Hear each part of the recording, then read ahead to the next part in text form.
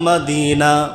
ও আল্লাহ, তোমার কাছে আমার উম্মতের জন্য কত কিছু চাইলাম, আমার ইসলামের জন্য কত সাহায্য সহযোগিতা চাইলাম, কিন্তু আজকে তোমার দরবারে একটা ব্যতিক্রম চাওয়া আমি রসুলের আপনার দরবারে সে চাওয়াটা হইল হাবিব ইলাইনাল মদিনা। ওই মদিনাকে ভালোবাসা, ওই মদিনাকে যেন আমরা ভালোবাসতে পারি সেই তৌফিক দান করে দাও। সুবহানাল্লাহ। আমার ভাইরা, বন্ধুরা, বাবাজিরা, মদিনাকে আমাদের জন্য প্রিয় বানিয়ে দাও। ও আল্লাহ, হাবিব ইলাইনাল মদিনা, মদিনাকে আমাদের জন্য আপনি প্রিয় মহব্বতি বানিয়ে দেন। সুবহানাল্লাহ। মদিনার জন্য রসুল দোয়া করতেছেন, আল্লাহ আমার জন্য, আমার উম্মতের জন্য মদিনাকে আপনি প্রিয় বানিয়ে দেন। সুবহানাল্লাহ। আর কি লাগে? এই মদিনাকে ভালোবাসার জন্য আর কি লাগে? শুধু এখানেই থামেন নাই নবীজি। আপনার নবী, আমার নবী কি উদাহরণ দিলেন আল্লাহকে। এখন যদি নবীর আমলে যদি এখনকার সে মুনাফিক দলি থাকতো, না জানি নবীকে কি ফতোয়া দিত। নাউজুবিল্লাহ বলেন। আমি হাদিসটা পড়লে আপনারা বুঝতে পারবেন।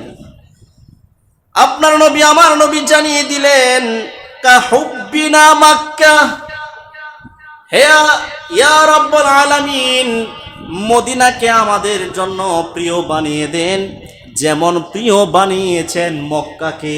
সুবহানাল্লাহ। মক্কাকে যেরকম আমাদের কাছে আপনি প্রিয় বানিয়েছেন, মদিনাকেও আমাদের জন্য সেরকম প্রিয় বানিয়ে দেন। এখন আসছে আসল কথা। আপনার নবী বলছেন, মক্কা যেমন প্রিয় আমাদের কাছে, মদিনাকেও সেরকম প্রিয় বানান, অথবা আও আসাদ্দা, এর চাইতেও বেশি প্রিয় আপনি বানিয়ে দেন। চিল্লায় বলুন মারহাবা। আপনি কি চিন্তা করতে পারেন, মক্কা আমাদের কাছে যেরকম প্রিয় ওই রকম প্রিয় বানিয়ে দেন, অথবা এর চাইতে বেশি প্রিয় বানিয়ে দেন মদিনাকে। বলেন মারহাবা। আর তেল্লা সুরারা মদিনায় যেতে আমাদেরকে নিষেধ করে। মদিনার ভালোবাসা মানুষের মন থেকে মুছতে চাই, মুছতে পারবে না, কোনো দিন পারবে না। কারণ এ মদিনার জন্য দোয়া করে গেছেন রসুল, এ মদিনাকে ভালোবাসার জন্য দোয়া করে গেছেন রসুল। যে রসুলকে না বানানে আল্লাহ রাব্বুল আলামিন কোনো কিছুই বানাইতেন না, সেই রসুল বলতেছেন, মক্কাকে যেরকম প্রিয় বানিয়েছো আল্লাহ, মদিনাকেও আমাদের জন্য সেরকম প্রিয় বানাও, অথবা তার চাইতে বেশি প্রিয় বানাও। এ থেকে বোঝা যায় মক্কার চাইতে এক জাররা পরিমাণও বেশি মদিনাকে ভালোবাসা রসুলের সুন্নাত।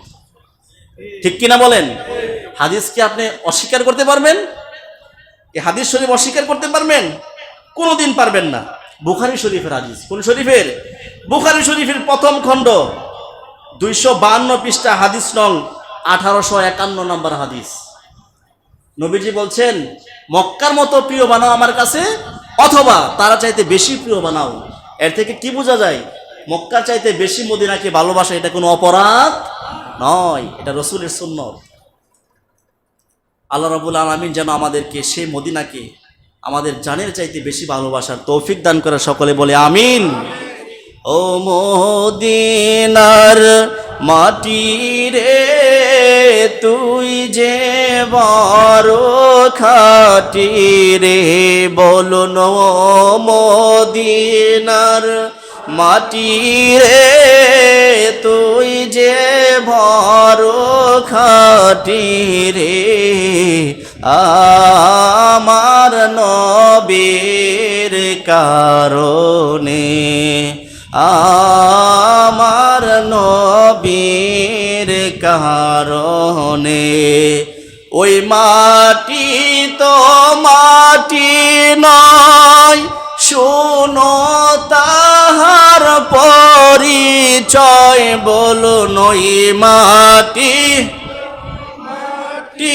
নয়, শোনো তাহার পরিচয়। মাটি পাগল হয়ে রাখি রে আমার নবীজির শরণে রে, মাটি পাগল হয়ে রাখি রে আমার নবীজির শরণে রে,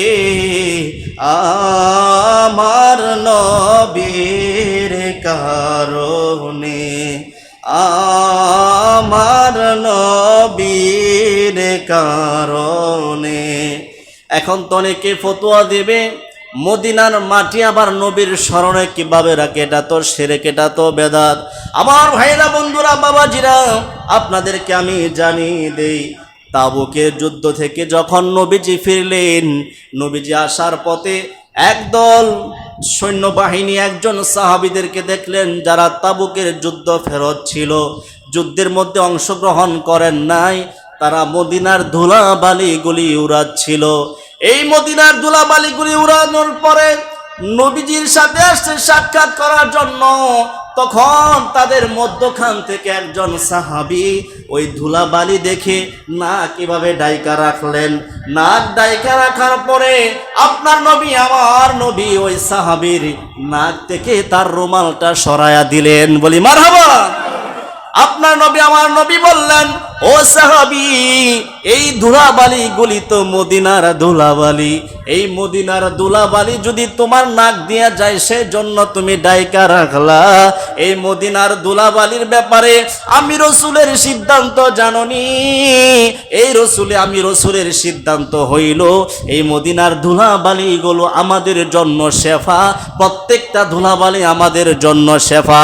তোমার নাক দিয়া যদি ধুলাবালি যায় তোমার ক্ষতি হবে না, বরঞ্চ তোমার উপকার হয়ে যাবে। সুবহানাল্লাহ।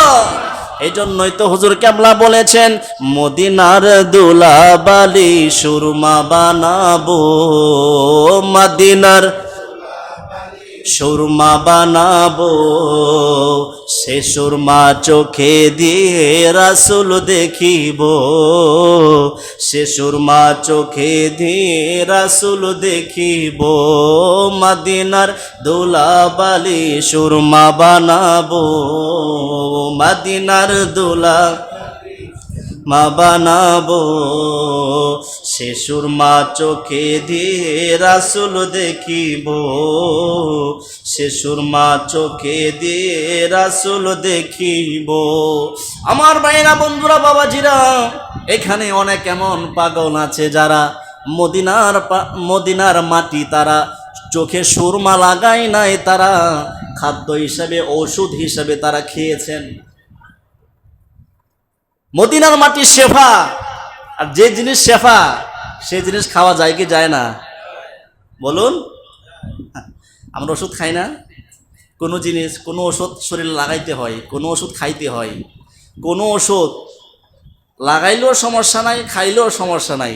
ঠোঁটের মধ্যে গা হয় না, জিহ্বাতে গা হয় না, তখন ডাক্তার একটা ট্যাবলেট দেয়, একটা মলম দেয়, বলে কি মুখের মধ্যে মলম দিলে মুখ গলায় গেলে সমস্যা হবে না? ডাক্তার বলে সমস্যা হবে না, এই মলম এমনভাবে বানানো হয়েছে এটা এখানে রাখতেও পারবা, খাইতেও পারবা, কোনো সমস্যা হবে না। চিল্লায় বলুন মারহাবা। আমার রসুল বলেন মদিনার মাটি হলো শেফা, ওই শেফা পেটে গেলেও সমস্যা নাই, বরং তার উপকার হবে। এজন্য মদিনা সম্পর্কে যাদের ভালো ধারণা, বুঝতে হবে তারা ইমানদার। মদিনা সম্পর্কে যাদের ভালো ধারণা নাই, হাদিস অনুযায়ী বুঝতে হবে তাদের ইমানে গন্ডগোল, ঠিক কিনা? আমার ভাইরা, বন্ধুরা, বাবাজিরা, সময় অল্প, আমি আপনাদের সামনে শেষ করে দিচ্ছি।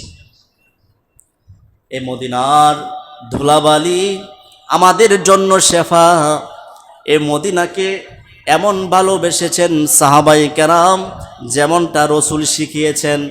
রসুল কেমন শিখিয়েছেন?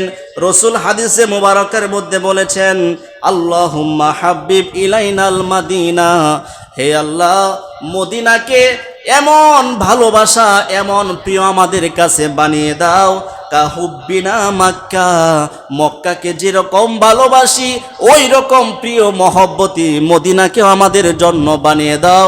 শুধু নয়, আও আসাদ্দা, তার চাইতেও বেশি আপনি আমাদেরকে মদিনার জন্য ভালোবাসা বাড়িয়ে দেন। সুবহানাল্লাহ।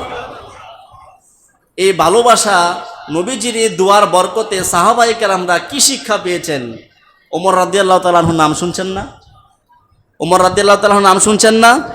আচ্ছা বলুন তো, আপনারা সাক্ষী দেন তো, উমর রাদিয়াল্লাহু তাআলা আনহু উনি কি ইবাদতি নাকি বেদাতি? বলেন, সবাই বলেন, উমর রাদিয়াল্লাহু তাআলা আনহু কি জান্নাতি নাকি জাহান্নামী? সবাই বলেন। এখন নবীজি বলেছেন একজন সাহাবায়ে কেরামকে যদি কেউ অনুসরণ করে তাহলে সে নাজাত পেয়ে যাবে। এখন উমর রাদিয়াল্লাহু তাআলা আনহু তিনি এমন এক সাহাবী, আল্লাহ রাসূল সাল্লাল্লাহু আলাইহি সাল্লাম বলছেন আমার পরে যদি কোনো নবী আসতো সেটা হয়তো উমর। সুবহানাল্লাহ। আর উমর রাদিয়াল্লাহু তাআলা আনহু তিনি আমাদেরকে কি শিক্ষা দিলেন? ওয়ান উমারা قال قال رسول الله صلى الله عليه وسلم وعن عمر قال اللهم ارزقني মারহাবা। ওমর রাদিয়াল্লাহু তাআলা আনহু বললেন আল্লাহুম্মা আরযুকনি শাহাদাতান ফি সাবিলিক। কেমন দোয়া আল্লাহর দরবারে করলেন। আর আমরা মানুষ হইয়া মদিনার বিরুদ্ধে কথা বলি, মদিনা যাওয়া থেকে মানুষদেরকে বিরত রাখার চেষ্টা করি। মানুষ যারা মদিনার জন্য পাগল তাদেরকে আমরা বেদাতি বলি। ঈমানের সংজ্ঞা কি ভাই তুমি বুঝলা না? হযরতে ওমর রাদিয়াল্লাহু তাআলা আল্লাহর কাছে ফরিয়াদ করলেন আল্লাহুম্মা আরযুকনি শাহাদাতান ফি সাবিলিক। ও আল্লাহ, তুমি যদি আমার প্রতি সন্তুষ্ট থাকো, তোমাকে সন্তুষ্ট করার জন্য আমি তোমার দরবারে একটা জিনিস চাই, সেটা হলো তুমি আমাকে শাহাদাতের মরণ দিও, যেন তোমাকে আমি রাজি করতে পারি, তুমি যেন আমার প্রতি রাজি খুশি হয়ে যাও। সুবহানাল্লাহ। দ্বিতীয় আর একটা দোয়া করলেন ওয়াজআলনি মাউতি ফি বালাদি রাসূলি। যেদিন আমার শেষ নিঃশ্বাসের সময় হয়ে যাবে, যেদিন আমি উমরের মৌতের সময় হয়ে যাবে, সে মৌতরা তুমি মক্কায় রাখো সেটা আমি চাই না, সে মৌতরা তুমি তাইফের ময়দানে রাখো সেটা আমি চাই না, সে মৌতরা মদিনাতুল মুনাওয়ার, যেই মদিনা শরীফের মধ্যে আমার রসুল কদম মোবারক রেখেছেন, যে মদিনাতুল মুনাওয়ারার মধ্যে আমার রসুল আরাম ফরমাচ্ছেন, যেই মদিনাতুল মুনাওয়ারার জন্য মক্কার চাইতেও বেশি ভালোবাসার কথা রসুল বলেছেন, যে মদিনাতুল মুনাওয়ারার মধ্যে সাহাবায়ে কেরামরা আছেন, যেই মদিনাতুল মুনাওয়ারার 100টিরও বেশি নাম মোবারক আমার উলামায়ে কেরামগণ এক লিপিবদ্ধ করেছেন, সেই মদিনাতুল মুনাওয়ার, যে মদিনাতুল মুনাওয়ারার ব্যাপারে রাসূল করিম সাল্লাল্লাহু আলাইহি সাল্লাম ডাবল বরকতের জন্য দোয়া করেছেন, সেই কদম মুবারকে, সেই রাসূলের কদম মুবারকে মদিনাতুল মুনাওয়ারায় আমি ওমরের মরণটা তুমি দিও। সুবহানাল্লাহ। আমরা চাই কি চাই না? আমাদের মরণ মদিনাতে হোক, আমরা চাই কি চাই না? কেন চাই? উমর ফারুক রাদিয়াল্লাহু তাআলা আনহু বললেন আমি দুইটা জিনিস আল্লাহ তোমার দরবারে চাই, একটা হলো তুমি আমাকে শাহাদাতের মরণ দিও, আর একটা হইলো আমার মরণ যেদিন দিবা, শাহাদাতের মরণ তো দিবা কিন্তু মদিনাতুল মুনাওয়ারায় দিও। সুবহানাল্লাহ। আর মদিনাতুল মুনাওয়ারায় মরণ হইলে আমার রাসূল বলেছেন যারা মদিনাতুল মুনাওয়ারা এবং মক্কাতুল মুকাররমা এই দুই হেরেমের মধ্যে যার মরণ হবে, আমি রাসূল গ্যারান্টি দিচ্ছি তাদের জন্য আমি রাসূল সাক্ষীদাতা হয়ে যাব, শাফায়াতকারী হয়ে যাব। চিল্লায়ে বলুন মারহাবা। এজন্য আপনার নবী আমার নবী বলেছেন মদিনা শরীফের মধ্যে একবার দ্রব্যমূল্যের দাম বৃদ্ধি হয়ে গেল, দাম বেড়ে গেল, মানুষ কষ্টের মধ্যে পড়ে গেল। ওমর ফারুক রাদিয়াল্লাহু তাআলা আনহু বলেন ইয়া রাসূলুল্লাহ, মদিনার মানুষ তো কষ্টের মধ্যে পড়ে গেছেন, দ্রব্যমূল্যের দাম বৃদ্ধি হয়ে গেছে। আল্লাহ রাসূল সাল্লাল্লাহু আলাইহি সাল্লাম বললেন যারা ধৈর্য ধারণ করবে, যারা ধৈর্য ধারণ করবে, কষ্ট করে মদিনাতেই বসবাস করবে, ওই মানুষগুলিকে আমি না নিয়ে জান্নাতে যাব না। সুবহানাল্লাহ। কত ভালোবাসতেন নবী মদিনাকে। তারপরে বললেন আর এই সিন্ডিকেটের ভিতরে যারা আছে, দ্রব্যমূল্যের দাম কি এমনিতেই বাড়ে? বলুন, দ্রব্যমূল্যের দাম কি এমনিতেই বাড়ে? একটা সিন্ডিকেট আছে না? এখনো আছে, আছে কিনা নাই? রাসূল বললেন মদিনাতে যারা দুর্ভিক্ষ আনার জন্য যারা চেষ্টা করলো, যারাই চক্রান্ত করলো, তারা এমন ভাবে গলে যাক, পানির মধ্যে লবণ দিলে লবণ যেভাবে গলে যায়, আল্লাহ রাব্বুল আলামিন তাদেরকে সেরকম গলায় দেখ। নাউজুবিল্লাহ বলেন। চিন্তা করেন রাসূল করিম সাল্লাল্লাহু আলাইহি সাল্লাম মদিনাকে কত ভালোবাসতেন। আর এই সিজনটার মধ্যে হাজার হাজার আশিকে রসুল, হাজার হাজার হাজী সাহেবরা মদিনাতুল মুনাওয়ারার মধ্যে তারা ছুটে যাচ্ছে তাদের জীবনকে ভাগ্যবান করার জন্য। আল্লাহ রাব্বুল আলামিন আমাদেরকে তাদের সাথে কবুল করো, সকলে বলো আমিন। শেষ একটা হাদিস শরীফ, যে হাদিস শরীফটা আমি প্রথমে আপনাদেরকে টাচ দিয়েছিলাম। বর্তমানে সময়ে সবচাইতে বড় একটা ফিতনা হলো যারা হজ করতে যায়, যারা উমরা করতে যায়, বিশেষ করে যারা হজের মৌসুমে হজ করতে যায়, তারা দেখবেন যে জায়গায় জায়গায় জায়গায় জায়গায় এদের লুক সেট করা আছে। তারা বলে যে হজের মদিনাতে যাওয়া সেটা হজের অংশ নয়, মদিনাতে যাওয়া হজের অংশ নয়, হজ শেষ দেশে ফিরা যান, মদিনাতে যাওয়া লাগে না। নাউজুবিল্লাহ বলুন। তাদের ব্যাপারে 1450 বছর আগে নবীজি কি বলে গেছেন একটু শুনুন। আপনার নবী আমার নবী জানিয়ে দিলেন, ওয়ান ইবনে উমর ক্বালা ক্বালা রাসূলুল্লাহ সাল্লাল্লাহু আলাইহি ওয়াসাল্লাম মান হাজ্জা ওয়া লাম ইয়াজুরনি ফাকাদ জাফানি। মারহাবা।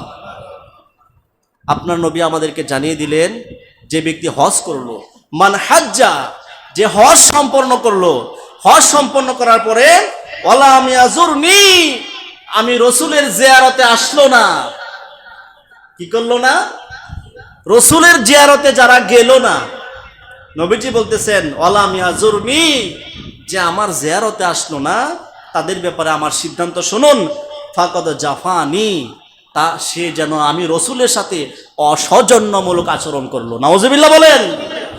বলেন তো, বাবার সাথে অসৌজন্যমূলক আচরণ করলে অনেক সময় বাবাই ত্যায্যপুত্র করে, ঠিক কিনা? শিক্ষকের সাথে করলে বেয়াদব, বের হয়ে যাও, আমার মাদ্রাসায় তোর জায়গা নেই, বলে কি না? রাস্তাঘাটে মুরব্বীদের সাথে অসৌজন্যমূলক আচরণ করলে কার ফুলা, বেয়াদব, বলে কি না? আর যে রসুল আমাদের জন্য সাফায়াত করবেন, যে রসুলকে কষ্ট দিলে আল্লাহ রাব্বুল আলামিন তাদের ব্যাপারে বলেছেন যে রসুলকে কষ্ট দিলে সেজন্য আমি আল্লাহকে কষ্ট দিল, আর রসুলকে কষ্ট দিল তার আমল আখলাক সব বাদ, সব কি বরবাদ। ওই রসুলের সাথে অসৌজন্যমূলক যদি কেউ আচরণ করে, তার কি রসুলের সুপারিশ আশা করা যায়? আশা করা যায়? এটা হয় কেন?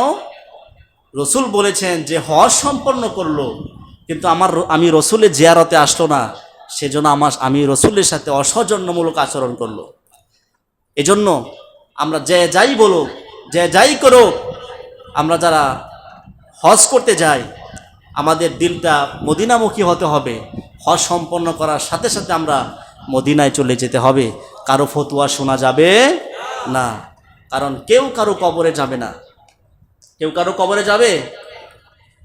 দুনিয়ার বন্ধু বান্ধব, সংসার, সব কিছুর মায়া কবর পর্যন্ত শেষ। আপনাকে কবরে নিয়ে নামাবে এই পর্যন্ত শেষ, তারপরে কেউ আপনার খবর নেবে না, আপনার উপকারে আসবে না। যদি রসুলের সাথে প্রেম ভালোবাসা থাকে, ঈমান এবং আমলটা যদি আমাদের ঠিক থাকে, তাহলে কবরের মধ্যে নাজাত পাওয়া যাবে, ঠিক কিনা বলুন? আল্লাহ রাব্বুল আলামিন আজকের এই আলোচনার মুখ্য বিষয় হলো মদিনা শরীফকে ভালোবাসা। মদিনা শরীফকে ভালোবাসা। মারহাবা বলুন। আশেক তো এরকমই হয়, মদিনার জন্য ওয়াজ করছি, এই জন্য হাদিয়া দিছি। মারহাবা বলুন। হাদিয়া পাইছে আমি, আপনারা মারহাবা বলবেন কে? আপনারা মারহাবা বললেও উনি হাদিয়া দিয়া যা সওয়াব পাইছে, আপনারাও পাইতে পারেন কি পারেন না? এজন্য হাদিয়া পাইলেই মারহাবা বলেন, না পাইলে বলবেন না, এটা ঠিক না। কারণ একটা মজলিসের মধ্যে যারা থাকে, একটা ভালো মানুষ যদি একটা ভালো আমল যদি তার আল্লাহ দরবারে কবুল হয়, এটার কারণে সবাই নাজাত পাবে, পাবে কি না? তো মদিনার ওয়াজ করার কারণে যেহেতু হাদিয়া পাইছি, তো মদিনার জন্য একটা গজল বলা লাগে না? হ্যাঁ, লাগে কি না? মদিনা মদিনা ও গো প্রাণের মদিনা, দেখলে একবার ভোলা যায় না, বলুন দেখলে একবার ভোলা যায়। ও মদিনার মাটি রে তুই যে বড় খাঁটি রে, আমার নবীর কারণে, বলো না নবীর কারো, মদিনার ধুলাবালি সুরমা বানা, ও বলুন মদিনার ধুলাবালি সুরমা বানাবো, সেই সুরমা চোখে দিয়ে রাসূল দেখি, ও সে সুরমা চোখে দিয়ে রাসূল দেখি, ও বলুন সে সুরমা চোখে দিয়ে রাসূল দেখি।